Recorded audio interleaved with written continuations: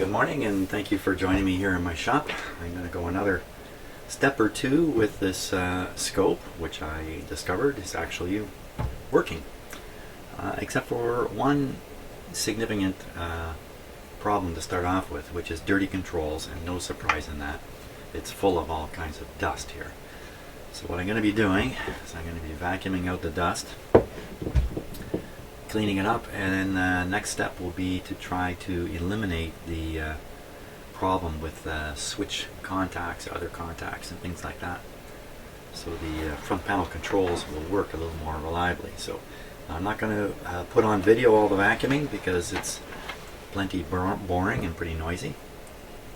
But when I go to clean the switches and all that kind of stuff, I'll have the video running for that. So, by the way, while I'm doing the dusting off and that, it'll give me a chance to really thoroughly inspect all the parts, because I'll be forced to look throughout the whole thing. So the dusting of these things off is actually a very helpful step to take, which I'm going to take right now.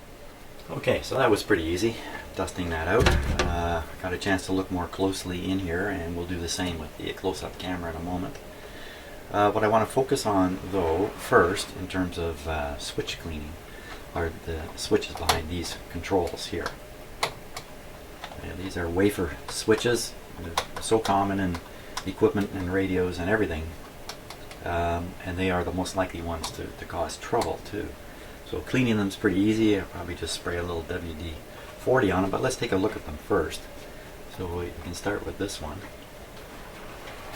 I'm going to get a little more light on the topic here.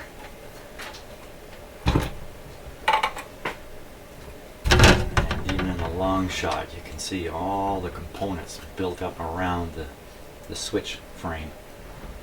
That's of course to keep leads short and, I guess, costs down. So let's take a close look at it here. Okay, so here it is on the front. This one is the Y channel. Okay, look at lots of adjustable coils here. Yikes. Let me just go down here and take a look at the switch itself. Wow, okay, so look at that. That doesn't look good at all. You know, I took a peek at these before I started the video up again, and I didn't notice this one, how bad it is. All that black stuff. Now I'll turn the control here. You see the contact towards the bottom there. Let me... I gotta change the focus here on my camera. It's a little too tight. Give me a moment here. Just back it off a little bit. Let's try that.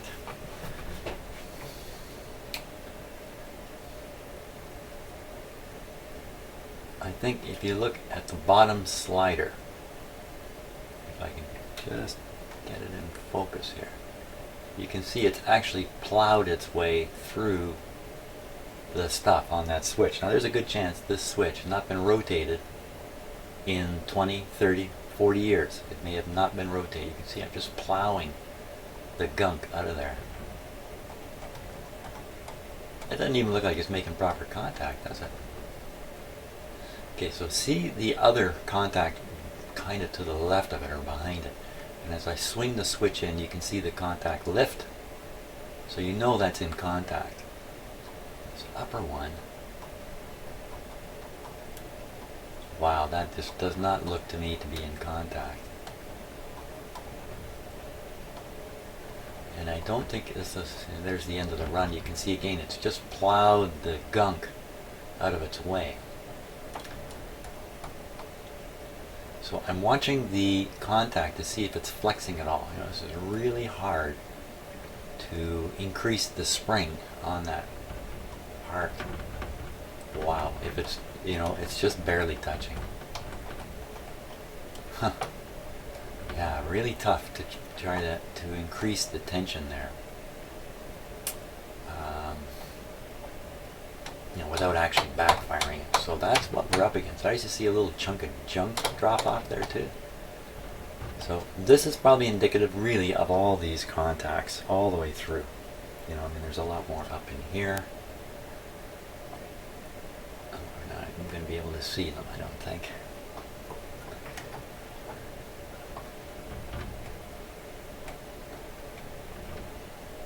But you can just kind of bet they are gunked up. So if we have trouble with the switch, then I'll have to deal with the switch tension, and I'm not sure what to do about that. So let me get in there, and I'm going to hose it with a little bit of WD-40. Or maybe I should nail it with alcohol in there. Let me try a little bit of alcohol. I don't think I'm going to be able to get like a cotton swab in there. I don't know if I can fit one in there or not. I can get it this first one we looked at, but the second one, I don't think there's any way I can get a cotton swab in there.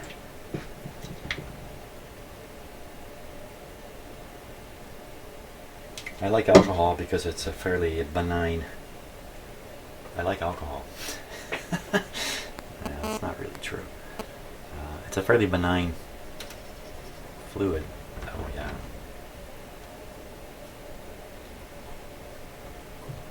There's no real health implications as far as I know. Some of these other cleaners have a little bit of health issues with them now. You'd have to be using them a lot, like on a daily basis or something, I would think, to actually really encounter a problem.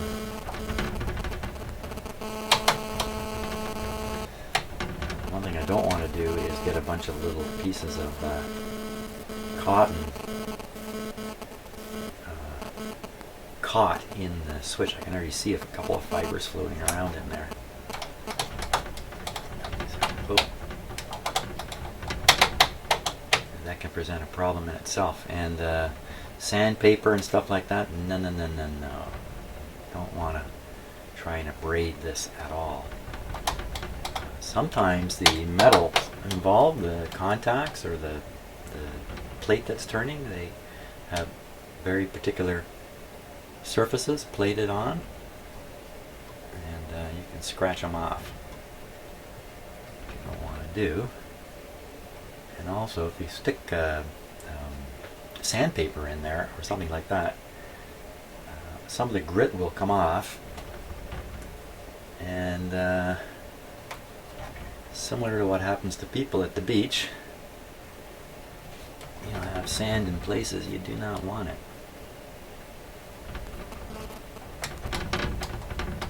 What am I doing here? Let's take a closer look.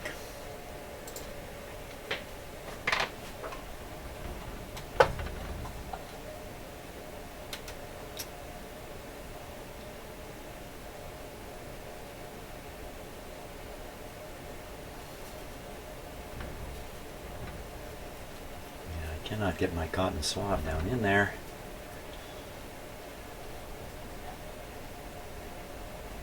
It's not very good.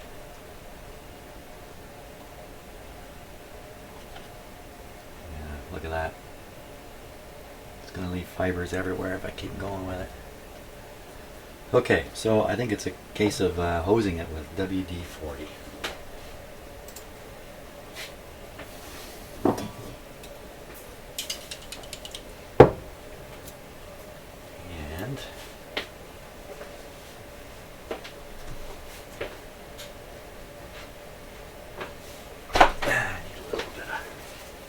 Catcher material here.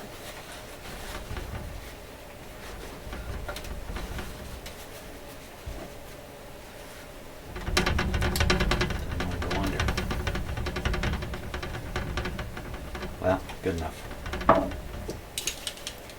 Now normally I have a red pipe on here, so yeah, let's be normal.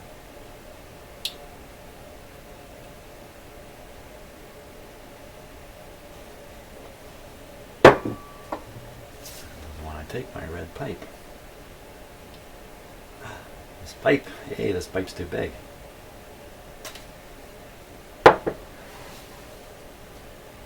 Good Goodness knows where my other pipes are. See, I still don't have all my shop stuff set up or even in here. So okay, I'm just going to blast it. There we go.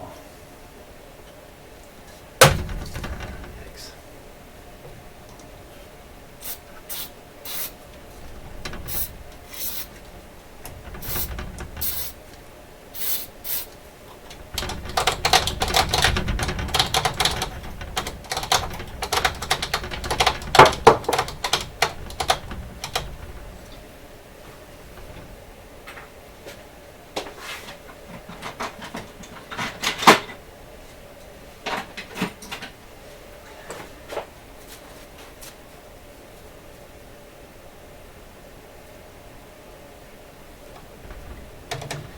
Now what, it's going to dissolve some of that gunk. It's going to float it up. But if you don't kind of mop it off, it's just going to re-dry in some other spot. But again, it's very hard to get in this particular switch here. I just do the best I can.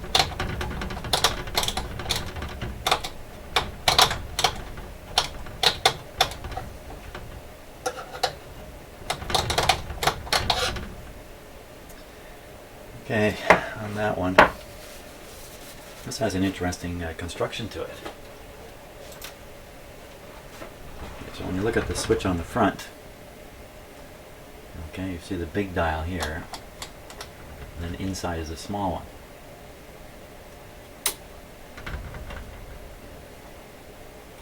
So it's all on a common shaft or concentric shaft. So let's take a look in the back. See what they do with this. So, of course, we've already seen the outer switch one. The inner one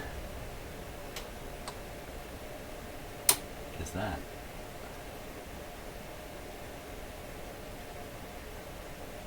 They got a special coupling there so that the alignment between the switch at the front and the shaft, and the control at the front, the control knob, and the actual pot here can be slightly out of kilter.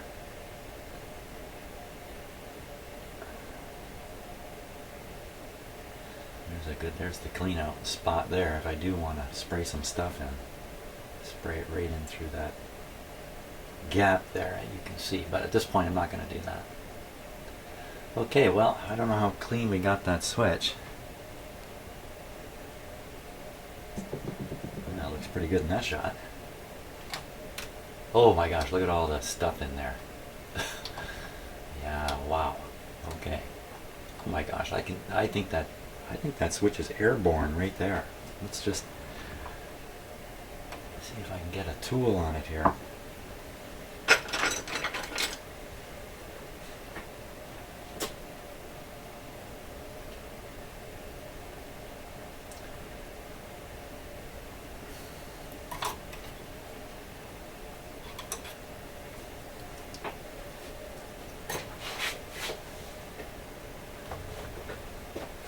It's not easy to get something down there.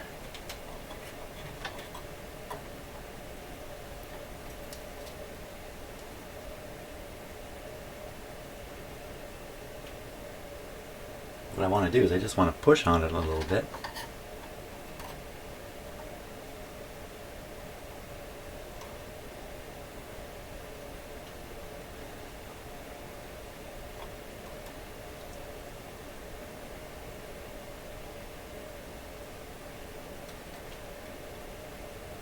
Go.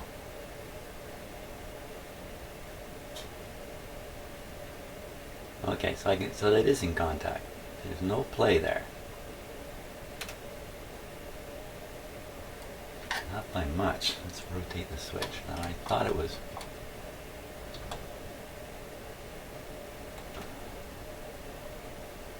literally airborne right in there.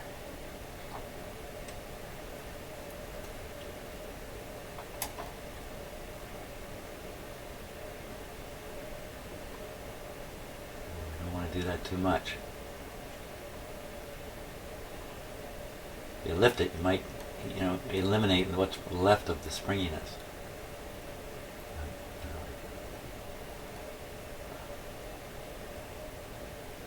smokes.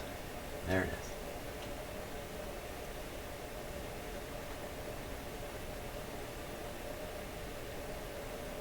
No, it's in contact.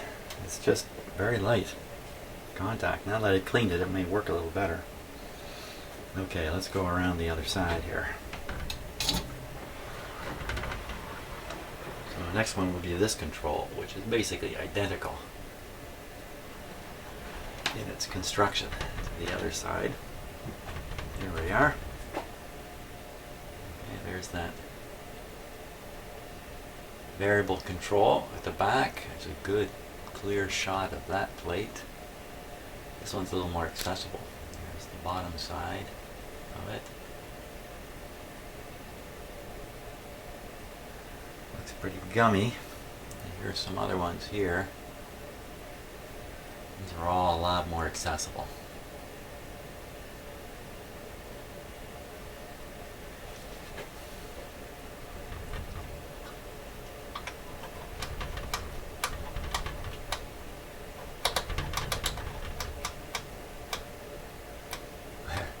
Wondering when that contact, there you can see it moving up and down.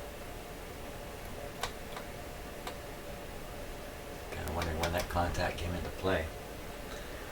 Okay, so this one should be a little easier to do.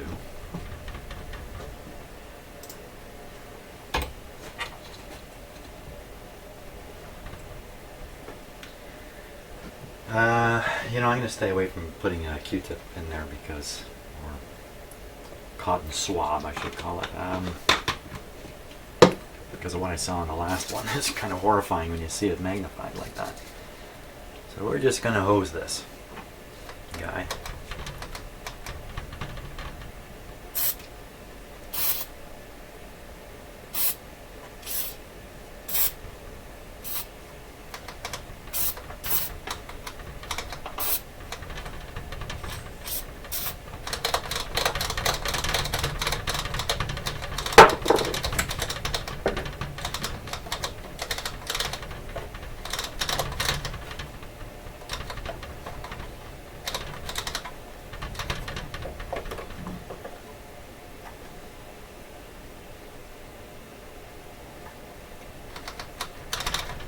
This will get a little bit of the excess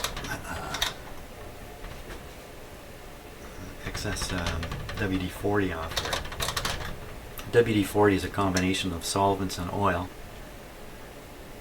A very secret formula. So the solvents will evaporate, of course. A little bit of oil is left behind. Oh, there's one way up in there. Way up in there. Oh, I think I sprayed it.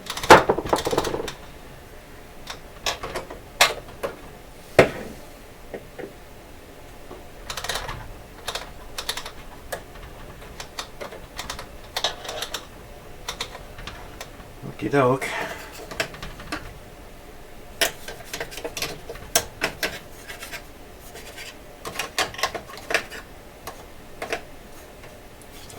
Mopping there. Okay. Now there's one more switch here. It's got me a little bit worried. It's the one right in the middle, the sweep switch. Now it's contained or covered by this panel here. 1, 2 screws, 3, 4, fairly accessible screws. Oh, patent notice. Manufacturer under one or more United States patents. Owned and controlled by Alan B. Dumont Laboratories. Dumont is actually 2 words, D-U and M-O-N-T. Patent number is supplied upon request. Maybe I should make that a request. Well, I think I'll take this plate off. It's just too easy to do, to not do it. There might be a little bit of dust down in there too. Now, to a large degree, at the early stages of doing work like this, I picked the easy things to do. try to stay away from the difficult ones, or the risky ones, even though they might be important.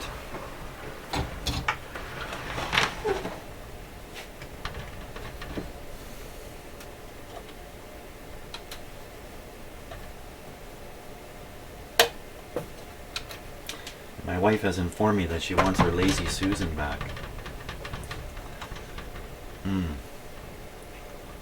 Oh, this is more difficult than expected. Here's a bracket here. I'm gonna have to. Hold the fort here. This might be more than just a simple bracket. What's going on here? What is going on there?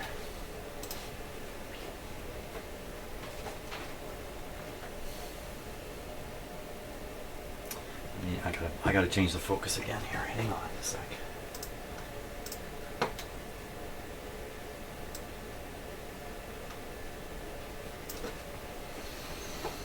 Okay, so there's the cover I'm working on. I took the screw out, went to take the next screw out, and saw, hey, 2 more screws. And this bracket here. Why would they bother putting a bracket there?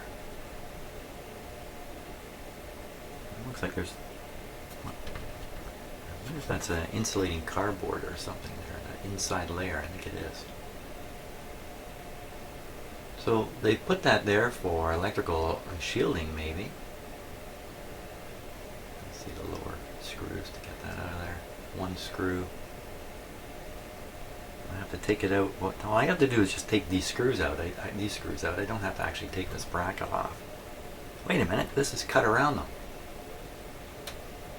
Ha! Thank you, Mr. Close-Up Camera. Hey, look. There's an adjustment hidden down in there. C216. So, a couple other observations here while I got the close-up camera going. There's quite a few molded type capacitors in here. I haven't seen too many paper ones. There was a great big, I can't remember the nickname for it. There's another molded capacitor, some white guys there. A couple back there. There's lots of them in here.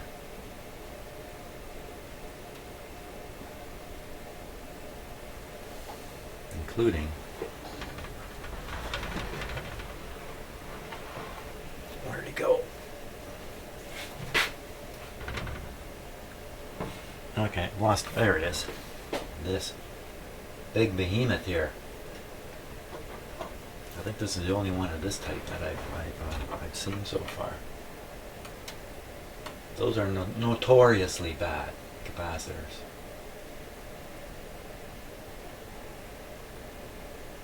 And then there's quite a few mica and stuff like that, which are probably just fine.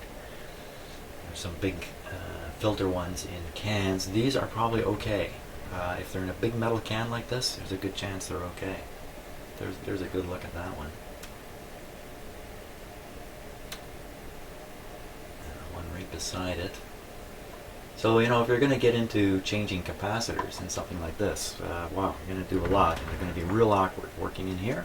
Oh my gosh, I mean, try and work in there. Ooh. That's not going to be too good. Let's get this plate off now.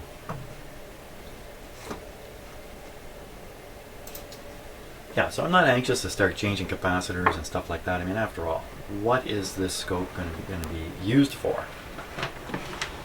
In my shop, frankly, really nothing, because I have a fantastic oscilloscope.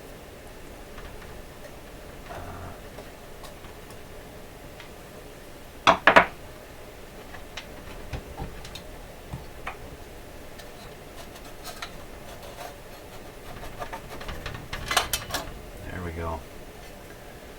Okay, let's go in and have a closer look before I try to fix something that doesn't need any fixing. So look how clean this one is. This is really clean.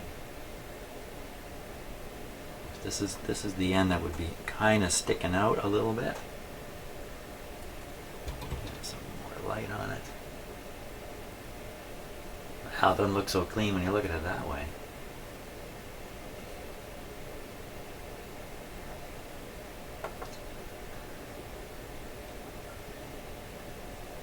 me fix my focus here.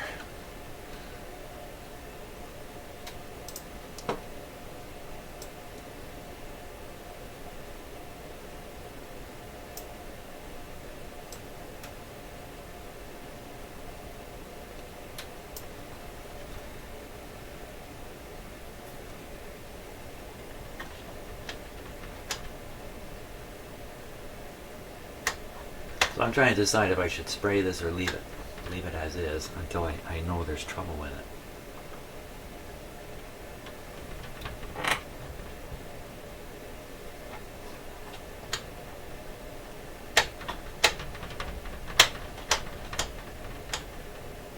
Well, it doesn't have that clean, shiny look to it, does it?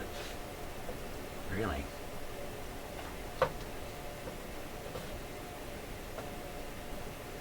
Look at that whack of capacitors there.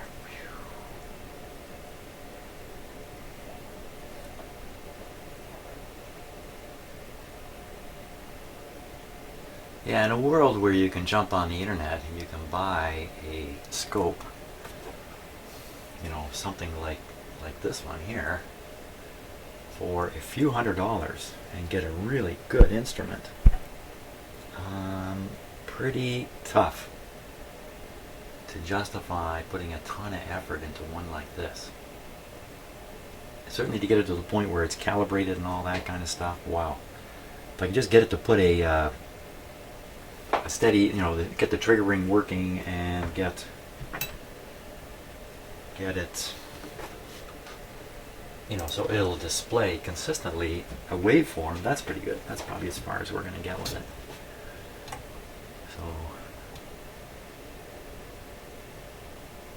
So, okay there. Now, let me hose in the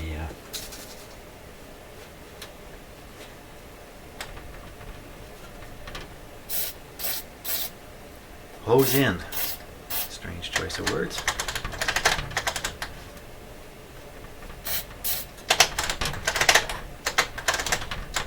Sometimes when you're doing this, you can feel the switch, the force and the way it feels changing. I can feel it right now. It's becoming much more snappy. And you think you're spraying in a lubrication here, and you are, that it would get smoother to operate, but sometimes no, it actually gets clunkier because you're washing away a lot of oil and stuff.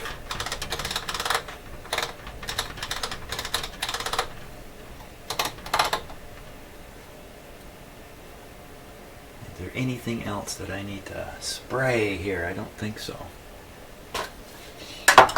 Time for a test. I'll leave this plate off for now. Screws with the plate.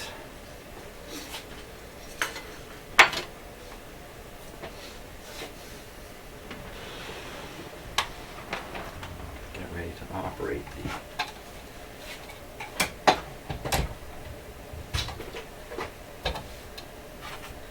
giving a bit more of a serious test than last time now.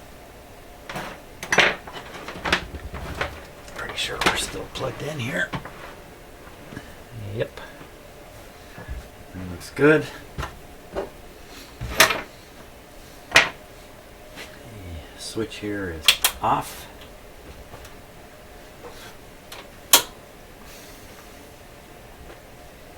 Our line voltage today, this morning, at this moment, is 122. Pretty high. It's always high here. Well, I shouldn't say that. It's often high here, but it's poorly regulated at my house. If you watch this meter, it's jumping all over the place. Okay, I think we're ready to give it a little bit of power. A little bit. We just give it a little bit. Here we go. Power's on. Switch on. There we go. See, I've got my lights in the circuit up there.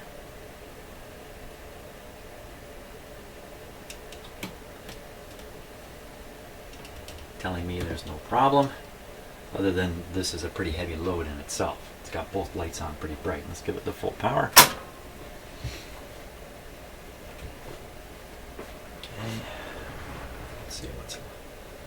Tubes are lighting up. Everything's lighting up.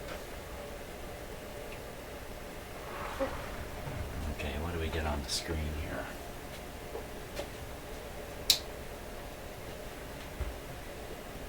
Let me turn off my big overhead light.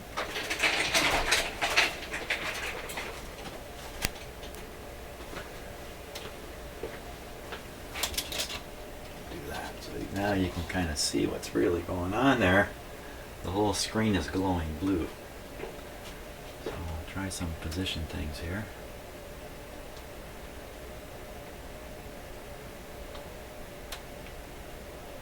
Okay, things are set really sensitive. Let's turn down the sensitivity. Well, there's an offsetting there. Here, off. Now there's something called DC balance and stuff like that in these instruments, and if it's not set right, as you make changes to the settings here, the image will jump all over the place and maybe jump right off the screen. When the whole thing is glowing like this and you see funny little spots, it's usually because the beam is so far off track it's striking the side of the glass tube on the way to the front and then just showering electrons onto the screen. So you're actually seeing a reflection of the beam off the side of the tube. That's my understanding of it. Let's see. Let me just keep flipping some switches here until we get the image on here. It could be there's something actually really wrong with it. Oop, wrong one, this one here. There we are. There we go. So that's really bright on the camera. Looks like I'm burning a hole in the screen, but I'm not. I'll just turn it way down here. Okay, so it's really very visible on camera. It's a small, well-defined dot to my eye. On the camera, it's a little fuzzy. Now, you know what? It's just the autofocus on that camera, which I cannot control, the autofocus on this particular camera. So it's always just a little bit off. Isn't that annoying? Fantastic cameras I have, and this one is just always off. Probably my fault for dropping it too many times. Okay, so we're going to let this run for a little bit here. Sure is stable. You might be worried I'm burning a mark in the screen here, but I'm certainly not. This is nowhere near bright enough to burn a mark in the screen. So let's try the controls one at a time, kind of carefully. We'll start with a Y position control.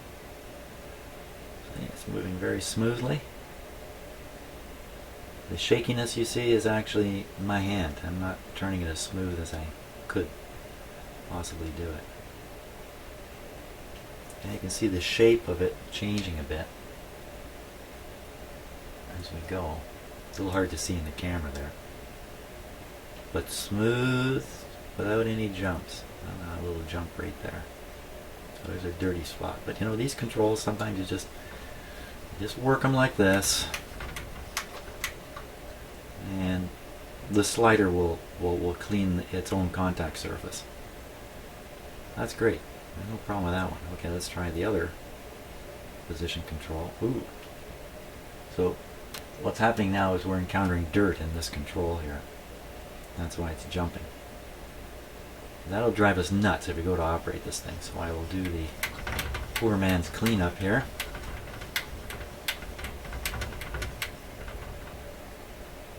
Still jumping. So this is one we might want to throw a little cleaner in. How much I want to bet that's where the controls was sitting all this time, was sitting right there. Probably encouraged a buildup of dirt right at that point. It's getting better, so I think a little bit of cleaner in there, and that'll be fine. Now, what else have we got here? We have these controls here. Let's put it back in the middle.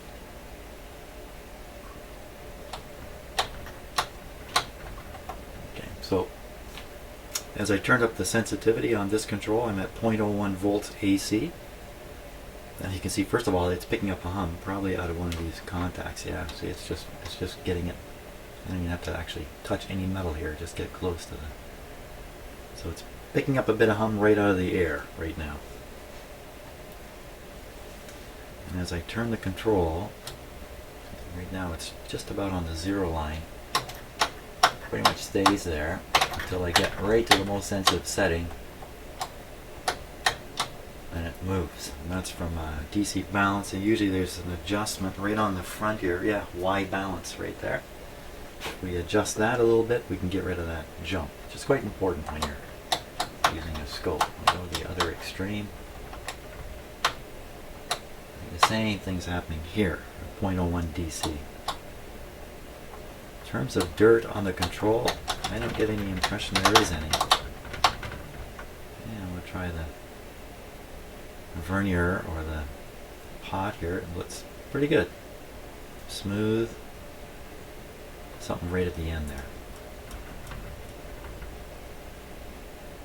It's good now. Okay, I'll fiddle around with the other one now.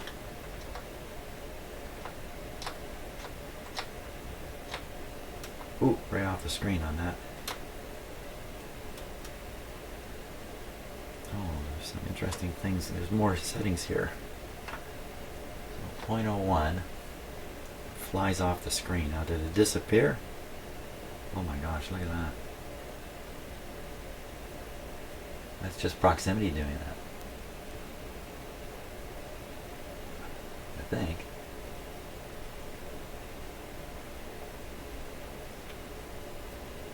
So again, it's amplifying the signal that's coming into the front end of the scope through the unconnected inputs. That's how sensitive they are when you get them down this far.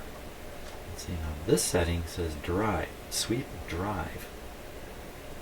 That one says sweep auto. Okay, I'm not quite sure what these two functions are.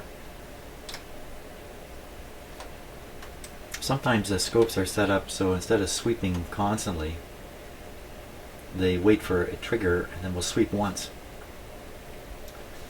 And maybe the trigger is the, as it often is, the incoming vertical signal. When it's present, it triggers it. So you can get a sort of a one sweep across. If you follow what I'm saying.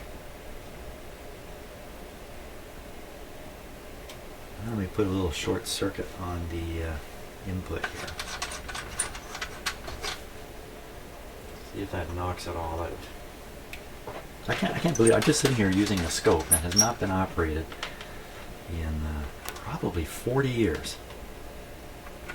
Okay, so I've shorted out the input, but I'm using a fairly long piece of wire here. Now you see two blue lines right here. You see another one over here. Look, that's actually a reflection of the lights in the front of a camera. If I block off, well, that's kind of silly, isn't it? If I block off the lights, you're blocking off the whole camera. I could do it this way. So there. So see, the blue has disappeared because I have my fingers over the blue lights on the camera here. So that's not. It looks very much like a trace, the same color as the trace, but it's not. Now, I'm talking about the trace. Where is it? Here it is.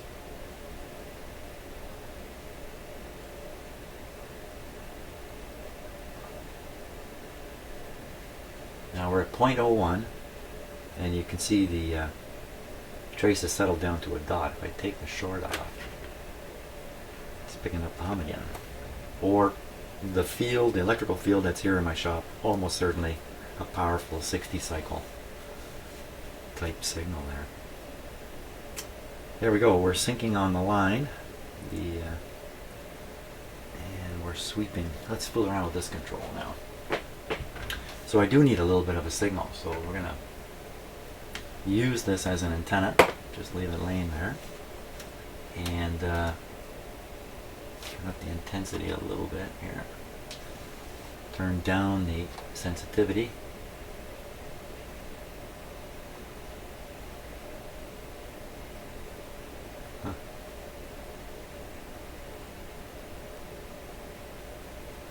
Still has that thing where if I touch the chassis, it makes a big difference.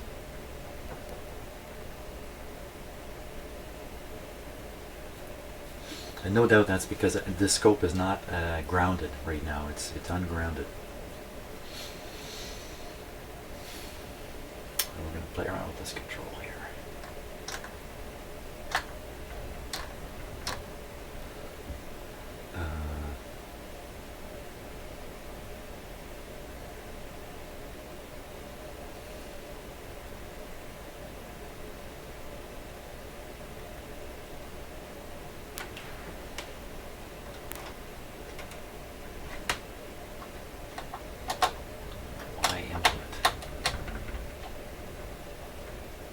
sweep should be running now.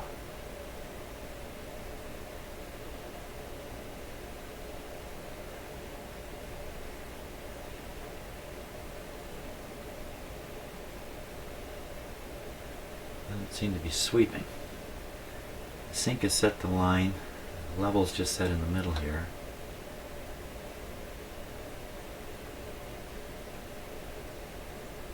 This is all speed here. We're at 5 microseconds per division. That's fast. Here we're at 2 milliseconds per division. That's not so fast. There's the trigger. How come it's not sweeping though? It's not sweeping.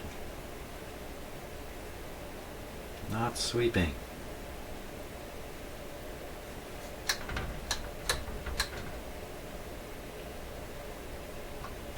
Okay, so here's the internal sweep setting. So now there's a sweep generator, a sawtooth wave being created by the scope itself. It's not sweeping. Is this a real problem, or is this just me?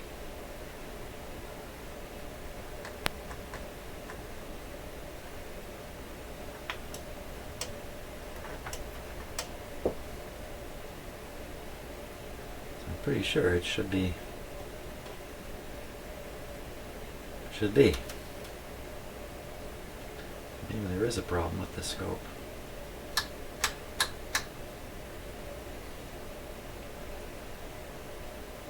There's just not that many controls on the front here. That's me getting my hand close to that wire.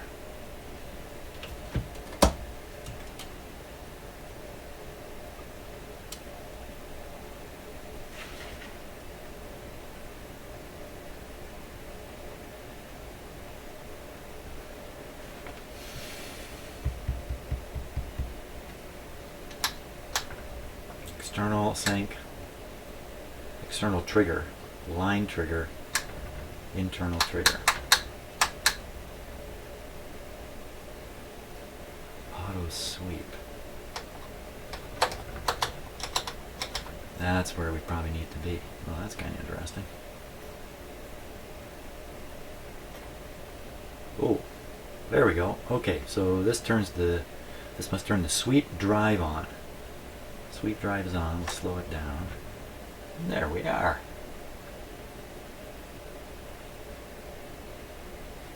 Turn the intensity down a little bit. Ooh, where'd it go? So it's a pretty crooked line. It's got stuff all over it, but I mean it is just coming from a clip lead. It's not a real signal. Why don't we give it a real signal to work on? That would be a good idea. Okay, we can do that with.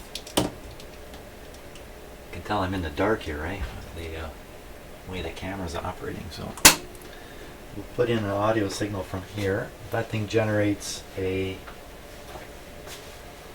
I don't want to say significant voltage, but it'll put out a pretty good voltage. Need some leads here. Need some light.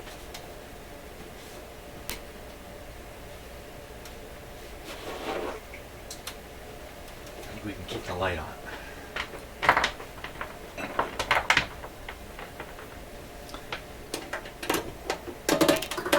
Now I didn't really mention this, but you know, the reason I can fiddle around with a thing like an oscilloscope here, not worry about getting killed by the high voltage in it, is I'm well aware of where the high voltage is and what to stay away from.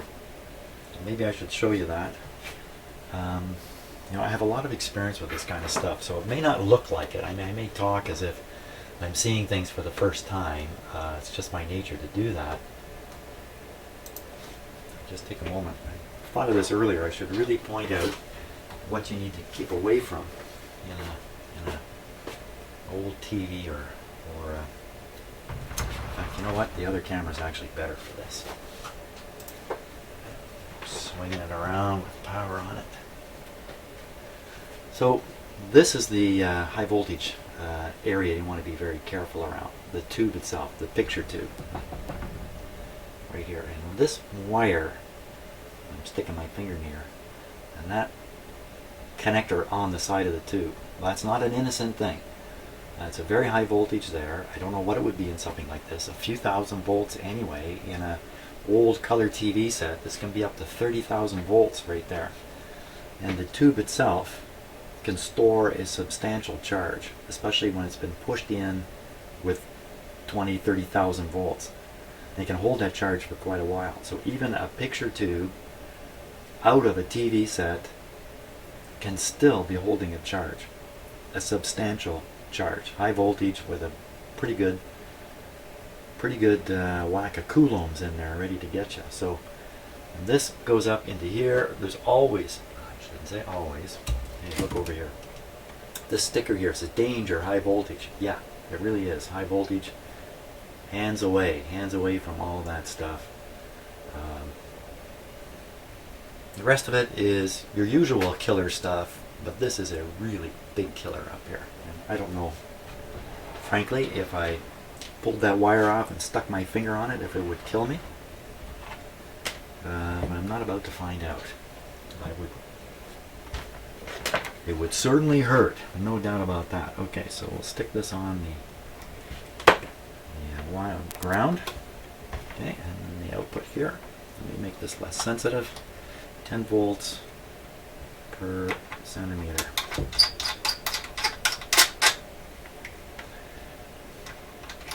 There we go. Let's try this light again. Hey, it does come on. Great. Okay, so we have a signal fed into it now of a very low amount. And tricky thing about my audio generator there is it's got an unreliable switch and an unreliable control on it. I have to wiggle. Well, I use the scope here to show when it's going. That's my theory. Put on line trigger so we can get it. Oh, there it is. You can see it. I can see it. Make it more sensitive. There we are. Looks pretty clean. Let's speed up the sweep a little more. Okay, now it's triggering on the line, so that's why it's drifting. The frequency I have the audio generator set to is not a multiple of 60. But I'll switch this to internal. Oh, fantastic. Look at that. Look at that. Fantastic. Very stable. It's a lovely blue color. Do a little focusing here. You kind of get it in focus here, and it's a little bit out at the edges. Probably all challenges in the design of these kinds of pieces of equipment. Now, what's that actually saying? Okay, 1 volt per division. So this is showing about a 2 volt peak to peak, which would read about 0.7 on a meter. Let's see if that really happens. I think I'm going to read 0.7 here.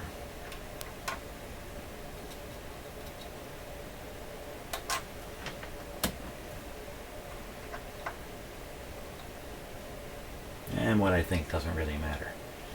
So I'm reading actually 4.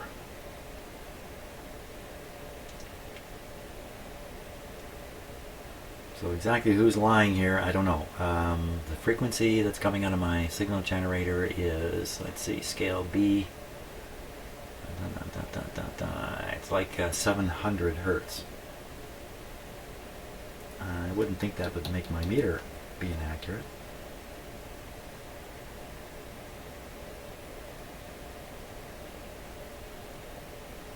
Just looking to see if I have a frequency.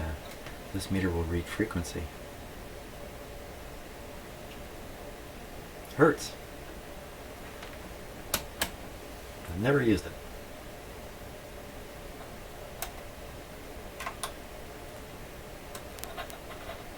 Oh.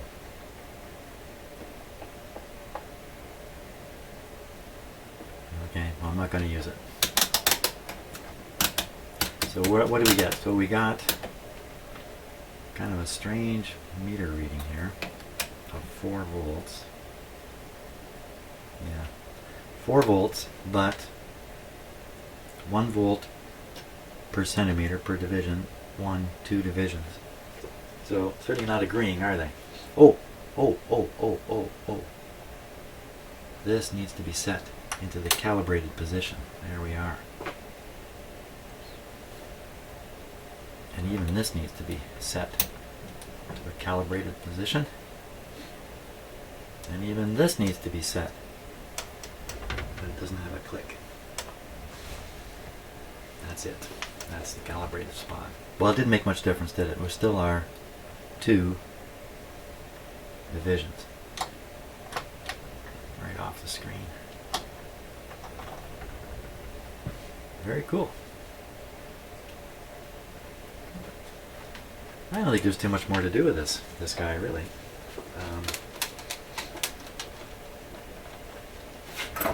I'm just really impressed that I could take a machine like this that's been sitting around for so long and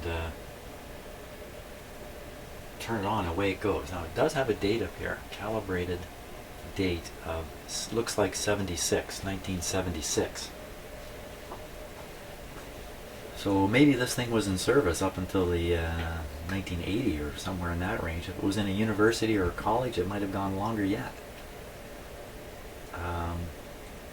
So let's assume 1980 was the last time this thing was plugged in. So that's 20, 30, that's 35 years.